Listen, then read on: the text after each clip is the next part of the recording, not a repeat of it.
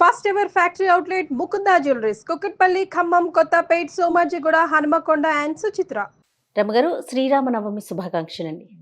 మీకు కూడా శ్రీరామనవమి శుభాకాంక్షలు జయ. సుమన్ టీవీ ప్రేక్షకులందరికీ శ్రీరామనవమి శుభాకాంక్షలు.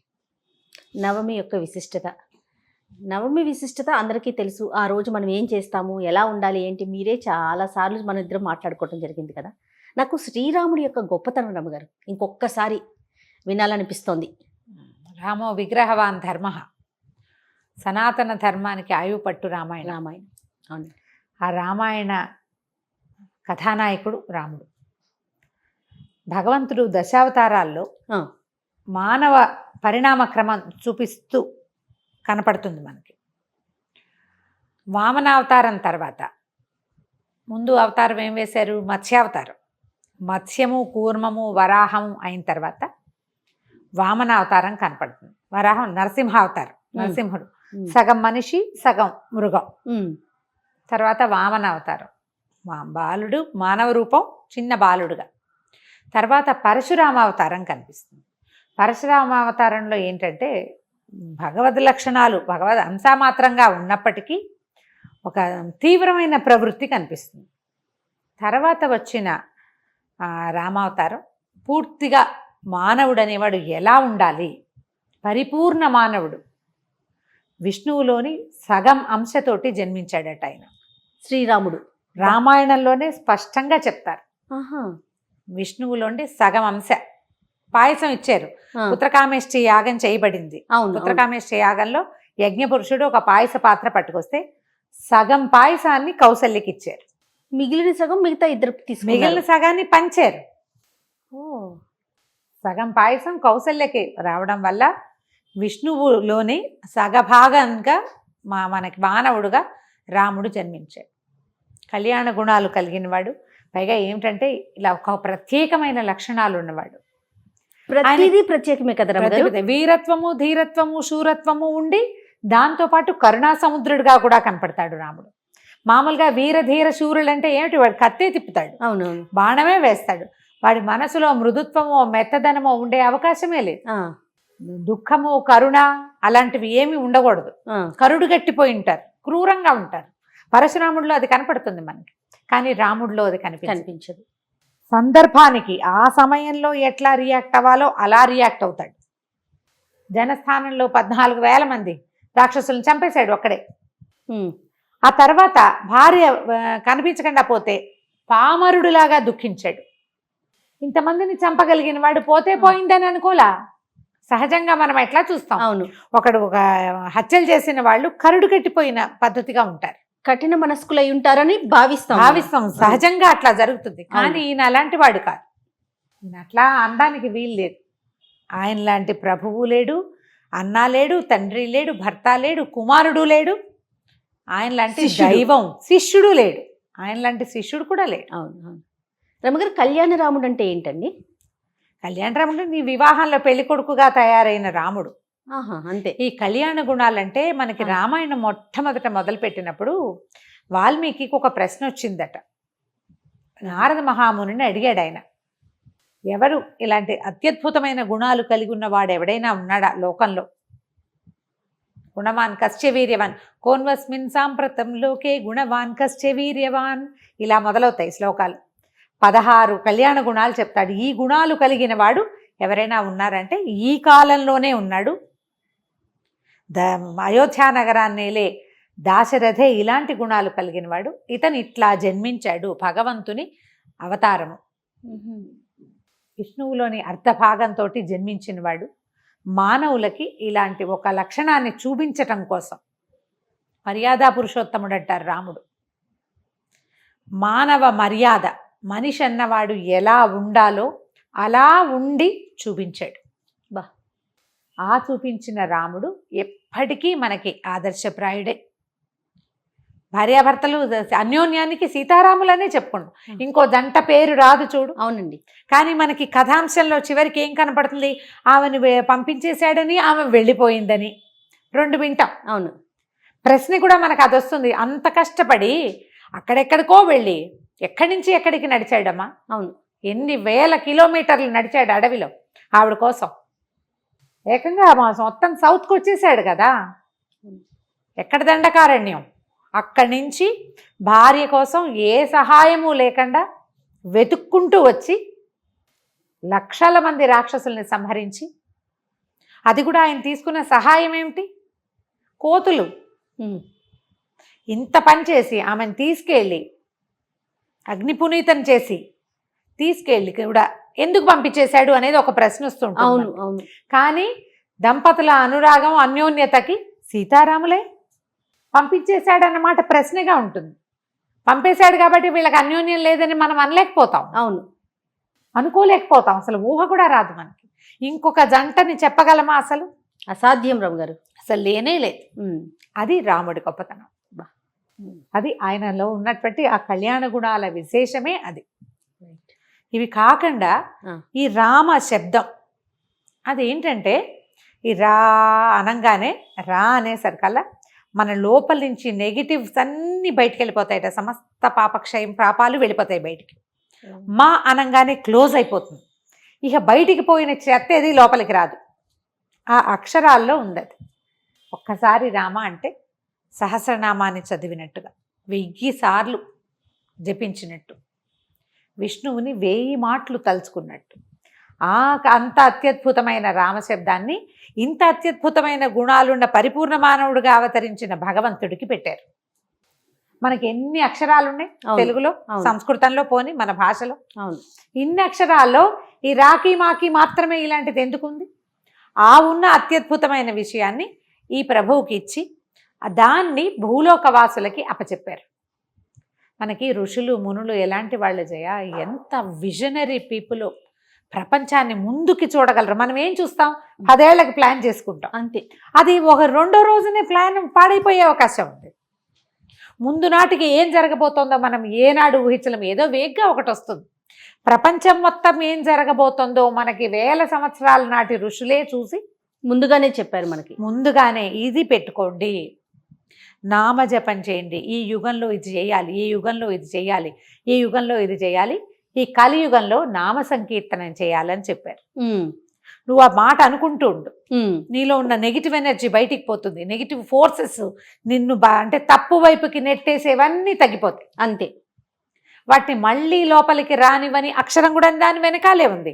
అది చేసుకో. ఇది ఎంత ఆలోచించి చేసుంటారు. మనం ప్రశ్నిస్తాం, ప్రశ్నే మనకి వస్తుంది. కలియుగంలో ఏంటంటే ప్రశ్నించటమే కలియుగ లక్షణం. మనకు ఈ కథల్లో మొట్టమొదటి చెప్పుకునే పరీక్షిత్తు కథ. ఆయన ప్రశ్నించాడు, సమాధానం రాలేదు. నేను నిన్ను అడిగా, నువ్వు చెప్పలేదు, ఈమెకి ఇష్టం లేదనుకుని పోవాలి అంతే. నేను నిన్ను తన్నటమో కొట్టటమో చేస్తే కదా అంతే, పర్యవసానం చూడాల్సిందే. పరీక్షిత్ ఏం చేశాడు? శమీక మహర్షిని అడిగాడు. ఆయన సమాధానం చెప్పలే. ఆయన ధ్యానంలో ఉన్నాడు. అక్కడ ఉన్న ఒక చచ్చిన పాముని తీసి ఆయన మెళ్ళలో వేశాడు. సమాధానం చెప్పకపోయినా మనం తీవ్రంగా రియాక్ట్ అవుతాం. కలియుగ లక్షణం. మరి ఆ చేసిన తప్పుని పోగొట్టుకోవటం కోసం కొన్ని రోజుల పాటు మా భాగవతాన్ని విని ఆయన ఈ తప్పు నుంచి బయటపడ్డాడు. అన్ని పురాణాలు శాస్త్రాలు అన్నీ విన్నాడు. భగవన్నామ సంకీర్తన విని ఎన్నో కథలు, భాగవతం చెప్పించుకోవాలి, మామూలుగా అన్ని కథలు చెప్పించుకున్నాడు. ఎన్నో శాస్త్రాలు విని అయినా కూడా మరణాన్ని తప్పించుకోలేకపోయాడు. కలియుగ లక్షణం అది. కలియుగంలో ఇలాంటి లక్షణం ఉంటుంది కాబట్టి మనకి రామనామాన్ని అందించారు. అది తెలుసుకోండి, సులువు అంతే. పెద్ద కష్టపడక్కర్లేదు కదా. రామ అంటాం ఏం కష్టం? రామ అనుకో కూర్చుంటే, రామ నుంచుంటే, రామ పడుకుంటే రామ, రామ రామ అనా. ప్రతిదానికి ఏదైనా తప్పు జరిగింది నేను చేయలేదు అని చెప్పడానికి రామరామ అనొచ్చు, ఎంత తప్పు జరిగింది అనడానికి రామరామ అనొచ్చు. నువ్వు అన్నిసార్లు అంటే క్రమంగా తప్పు చేసే ఉద్దేశం నుంచి నువ్వు బయటకు వచ్చేస్తావు. నీ చుట్టూతా వాతావరణం బాగుపడుతుంది. చుట్టూతా ఉన్న మనుషుల్లో కొంత మార్పు వస్తుంది. అంతా మారదు, కలియుగం కదా, కొంత తేడా వస్తుంది. అలాంటి కళ్యాణ గుణాలు కలిగిందే రామశబ్దం. ఆ రాముడిని ఈ రోజున కొలుచుకుంటాం, ఆయనకి కళ్యాణం చేసుకుంటాం. భద్రాచలం, మనకు శ్రీరామ నవమి అనగానే భద్రాచలమే గుర్తుకొస్తుంది. మనకి క్యాలెండర్స్ లో భద్రాచల శ్రీరామ కళ్యాణం అని రాస్తారు, రాసేవారు. ఇప్పుడు క్యాలెండర్లు ఈ మధ్య చూడటం లేదు. వెంకటరామ వాళ్ళ దాంట్లో ఉండేది. ఎందుకంటే ఇది కంచర్ల గోపన్ గారు, రామదాస్ గారు మొదలుపెట్టిన ప్రక్రియ కదా. మామూలుగా ఈ పుట్టినరోజు నాడు వివాహాలు చేయటం అనేది లేదు. అవును, మనకి ఏ జయంతి నాడు హనుమ జయంతి, శ్రీకృష్ణ జయంతి ఎన్ని వస్తాయి. అవును. వినాయక చవితి, వివాహాలు చేయంగా మనం చెయ్యము. జన్మతిథి నాడు వివాహం చేయటం అనేది ఎక్కడా లేదు, ఏ దేవుడికి జరగదు. మనకు కూడా వివాహాది తిథులు నిర్ణయించేటప్పుడు జన్మతిథిలో చేయరు అనుకుంటున్నాను జయ, నేను చేయరు. ఓకే. ఇది అది చూసుకుంటే తిథిలో కాదు, జన్మ నక్షత్రంలో చెయ్యరు బహుశా. ఇప్పుడు ఏంటంటే మనం జన్మ నక్షత్రం ఈ తిథి నాడు, శ్రీరామనవమి నాడు, ఆ రోజు రాముల వారి నక్షత్రమైన పునర్వసు కూడా కలిసి వస్తే ఇంకా విశేషమట. కొంచెం అటు ఇటుగా పోతుంది, ప్రతిసారి కరెక్ట్గా రాకపోతుంది. తిథి నియమమే పెట్టుకుంటాం. శ్రీరామనవమి నాడు మన భద్రాచలంలో రాముల వారి కళ్యాణం చేస్తాం. ఊరూరా చలువ పందిళ్ళు వేస్తారు. అన్ని చోట్ల ప్రతి చిన్న ఊర్లోనూ చేతనైనంత ఇదిగా సీతారామ కళ్యాణం జరుపుకుంటాం, ఇళ్లల్లో చేసుకుంటాం. లాస్ట్ ఇయర్ మేము కూడా చేసాం. ఓకే. సీతా కళ్యాణం చేస్తే ఏంటంటే మనకు ఆడపిల్లలు లేని వాళ్ళకి కన్యాదాన ఫలితం లభిస్తుంది, అదొక ఫీలింగ్. రాముల వారి కళ్యాణం చేసుకుంటే మనకి మంచిది, పిల్లలకి మంచిది, సంసారానికి మంచిది, మనకే ఒక సాటిస్ఫాక్షను. ఈ కళ్యాణాన్ని ఇవాళే కాకుండా మన పెళ్లి రోజులు అప్పుడు ఏవైనా మనం గృహప్రవేశం చేసుకున్నప్పుడు అలా కూడా చేసుకోవచ్చు జయ. ఓకే. సీతారామ కళ్యాణం చేయొచ్చు. భగవంతుని కళ్యాణం మనకి మన మంచి పరిస్థితుల్లో చేసుకోవచ్చు. మన పెళ్లి రోజునే మనం ఇంట్లో సీతా కళ్యాణం జరిపించుకోవచ్చు. ఓ పురోహితుని పిలిస్తే సీతా కళ్యాణ ఘట్టం చక్కగా చదువుతారు, చేసుకోవచ్చు. సీతా కళ్యాణం ఈ రోజునే మనం శ్రీరామనవమి రోజునే కళ్యాణం జరిపించుకోవచ్చు, మన ఇంట్లో చేసుకోవచ్చు. ఒక పురోహితుని మన వాళ్ళని చుట్టాల పక్కాలని పిలుచుకుని విశేషంగా చేసుకుంటే ఆడపిల్లలకి, పెళ్లి కావాల్సిన ఆడపిల్లలు ఉంటే వాళ్ళకి రాముడు లాంటి భర్త లభిస్తాడు. మనకు ఆడపిల్లలే లేకపోతే సీతాదేవిని కన్యాదానం చేసిన ఫలితం మనకు లభిస్తుంది. ఆడపిల్లలు పుడతారు, అది కూడా చెప్తారు ఇంట్లో కళ్యాణంగా మనము. అవును. దీంతో పాటుగా మనం చేసుకునేవి ఏంటంటే పానకము, వడపప్పు. పానకంలో కాస్త సొంటిపొడి, మిరియాల పొడి వేసి పానకం. ఇప్పుడు ఎండాకాలం మొదలవుతుంది, చైత్రమాసం కదా. అవునవును. ఎండాకాలం మొదలవుతుంది. ఈ నవరాత్రులు మొదటి రోజు నుంచి, ఉగాది రోజు నుంచి మొదలుపెట్టి 9 రోజులు కళ్యాణానికి జరగవలసినటువంటి అన్ని రకాల విధులు జరిపి 19వ నాడు కళ్యాణం చేసుకోవటం ఒకటి. 10వ నాడు పట్టాభిషేకం చేసుకుంటారు. ఒకవేళ ఇలా కళ్యాణాలు పట్టాభిషేకాలు చేయకపోతే మనం దీని రోజున, శ్రీరామనవమి రోజున పుత్రకామేష్టి యాగం, శ్రీరామ జననం చదువుకోవచ్చు, సీతా కళ్యాణ ఘట్టం చదువుకోవచ్చు, పట్టాభిషేక సర్గ చదువుకోవచ్చు రామాయణంలోంచి. ఓకే. పట్టాభిషేకం కూడా చదువుకోవచ్చు. దశమి నాడు పట్టాభిషేకం చేస్తారు చాలా చోట్ల. భద్రాచలంలో కూడా పట్టాభిషేకం జరుగుతుంది, నా జ్ఞాపకం ఉంది. ఇది వరకు రేడియోలో వినేవాళ్ళం. మా దువ్వూరు తాత గారు రాసిన జానకితో జనాంతికం కూడా వింటూ ఉండేవాళ్ళం. సీతాదేవితో ఆయన మాట్లాడింది అనమాట. చాలా బాగుండేది టాక్ షో. చక్కగా వెనకాల నుంచి మనకి కామెంటరీ. అవును. ఇప్పుడు కామెంటరీ కొంచెం మొనాటనీగా అనిపిస్తుంది, కానీ నా చిన్నప్పటి కామెంటరీలు ఎంత బాగా గుర్తుండేవో. ఇప్పుడు ప్రత్యక్ష ప్రసారాల ద్వారా చూసేస్తున్నాక ఇప్పుడు కామెంటరీలు చూడవలసిన పని లేదు, ఆ ప్రసారంలోనే కామెంటరీ వస్తూ ఉంటుంది. పాత పద్ధతే ఇప్పటికీ కూడా. చక్కగా సీతారామ కళ్యాణం అన్ని మనం టీవీలో చూసేయచ్చు, అన్ని దేవాలయాల్లో జరిగే వాటిని కూడా చూడొచ్చు. రమ్మగారు, అక్షతలకి ప్రత్యేకమైన స్థానం ఉందంటారు. ఏంటంటే అక్షతలు అంటే తలంబ్రాలకి. ఈ తలంబ్రాలు పోయించేవారు. ఇప్పుడు మనకి తెలుగు పెళ్లిళ్లలో తలంబ్రాలు ఉంటాయి, మనకి ఇంకెక్కడా కనపడదు చూడు. అవును. రాముల వారి మన భద్రాచలంలోనే రామదాస్ గారే ప్రవేశపెట్టారు. ఒక ప్రత్యేకమైన శ్లోకం ఉంది కదా, జానక్యాహ కమలామలాంజలి పుటే యాయంద్రి పద్మరాగాయిత. ఆవిడ ఇట్లా పువ్వు ఎత్తింది, ముత్యాలు ఎత్తితే ఆవిడ చేతులు ఎర్రగా ఉండేవన్నీ ఎర్రగా కనపడుతున్నాయి. అవే ఎత్తి రాముల వారి మీద పోసేసరికి ఇంద్రనీలాల్లాగా కనపడుతున్నాయట ముత్యాలు. ఆవిడ ఎర్రటి చేతిలో ఉన్న ముత్యాలేమో ఎరుపుగా పద్మరాగాల్లాగా, ఆయన మీద పోస్తే ఇంద్రనీలాల్లాగా. ఇప్పుడు ప్రతి పెళ్లి శుభలేఖకి అవే ఉంటుంది, జానక్యాహ కమలామలాంజలి అదే శ్లోకం ఉంటుంది. అది అంత ప్రఖ్యాతమైన శ్లోకం. ఈ తలంబ్రాలు పోసుకునే ఘట్టం కేవలం తెలుగు వారికి సంబంధించిందే. అది ఎవరు ఈ శ్లోకాన్ని రాశారండి నాకైతే ఐడియా లేదు, కానీ నా చిన్నప్పటి నుంచి నేను చూస్తూనే ఉన్నా, వివాహంలో కూడా ఆ శ్లోకం చదువుతారు. ఈ తలంబ్రాలు, ముత్యాల తలంబ్రాలు మనకి ఇక గోల్కొండ నుంచి వెళ్ళేవని చెప్తారు. ఇప్పుడు కూడా ప్రభుత్వం వాళ్ళు సమర్పిస్తారు కదా. ఈ తలంబ్రాలు పోసే బియ్యాన్ని గోళ్లతోటి ఒలుస్తారట. ఒక ఊరు వాళ్ళు ప్రత్యేకంగా చేసిస్తారు ఇవి. ఆ బియ్యాన్ని పట్టించరు, గోళ్లతో బియ్యం ఒలిచి అవి తయారు చేస్తారు. దానికి ప్రత్యేకంగా ముహూర్తం తయారు చేసి పంపించటం. ఆ స్వామివారి మీద, ఆయన మీద పడతాయి కదా, మరి అవి తెచ్చుకుని మనం ఇంట్లో అట్ట పెట్టుకుంటే శుభం కలుగుతుంది. మనతో పాటు ఎప్పటి నుంచి ఏటా వచ్చే 2 ముత్యాలు ఇన్ని అక్షింతలు ఎన్ని ఉన్నాయో మా ఇంట్లో డబ్బా నిండా. నేను ఆ ముత్యాలు చాలా అయినాయని మొన్ననే దండగుచ్చి మా ఇంట్లో ఉన్న లక్ష్మీదేవికి అలంకారం చేసాను. ఓహో, చాలా ఉన్నాయి. అదేనండి. ఎలాగూ వాటికి పూసలు ఉన్నవే కదా, హోల్స్ ఉంటాయి. హోల్స్ లేని ముత్యాలు కాదుగా. అవును. వాటిని ఒక దండగుచ్చేసి అమ్మవారికి వేసుకున్నాం అనమాట. అట్ట పెట్టుకోవచ్చు, అవన్నీ మనకి మంచిది, శుభం. ఇప్పుడు మన ఇళ్లలో జరిగే కళ్యాణ పక్షింతలు కూడా మనం ఆ కళ్యాణ పువ్వు తలంబ్రాలని అక్షింతలుగా చెప్పుకుంటాం. మనకు అక్షతలు, అవును, వారికి తలంబ్రాలు, మనకి మనకి అక్షతలు. అవి మన దగ్గర ఉంటే ఏంటంటే మనకు ఒక ఆశీర్వచనం. భగవంతుని మీద నుంచి జారిన అక్షతలు మన దగ్గర ఉంటే అవి మనకి కొండంతలైన వరాలుగా పరిణమిస్తాయి. అవకాశం అంటే చక్కగా తెప్పించి పెట్టుకోవచ్చు. ఓకే, ఇంకా పండగ రోజు పాటించాల్సిన నియమాలు ఏమన్నా చెప్తారా? ఎప్పుడూ చెప్పేవి. సీతా కళ్యాణం సంవత్సరానికి ఒక్కసారి చేస్తారు. సీతారామ కళ్యాణం చేసేది ఏడాదికి ఒక్కసారి.